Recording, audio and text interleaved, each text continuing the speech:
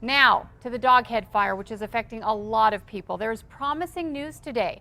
Fire officials say they started the discussion about lifting some evacuation orders in Torrance County.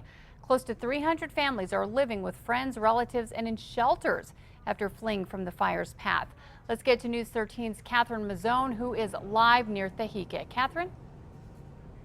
That's right, Kim. As you can see, there's not a whole lot of fire activity behind me. No big plume of smoke like we saw last week. But I want to start by saying that fire officials have told me this fire is by no means over. It is still very hot in there. And even though better weather conditions like more humidity and cooler temperatures, lighter winds even, have made things easier for firefighters, they're still going hard at this fire.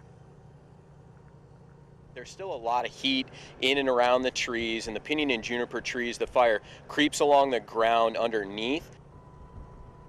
Jay Lusher oversees the east side of the fire west of 337.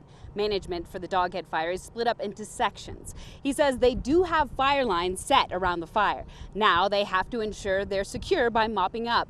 That's digging up the hot spots and putting the smoldering fires and embers out. He says it's the hardest, most detailed work a firefighter does, and the most important. Here's why.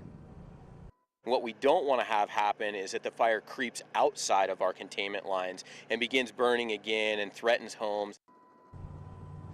Lusher says crews are now out assessing the area outside of the blaze to make sure there aren't any hotspot fires that could threaten homes.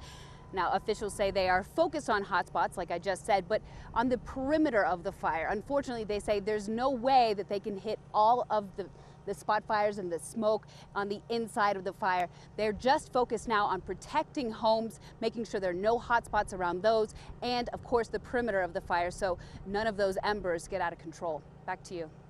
Okay, thanks, Catherine. Now, fire officials say they want to be very careful about lifting evacuations because the fire could still act up and change directions at a moment's notice, so they don't want to have to get people out of their homes a second time.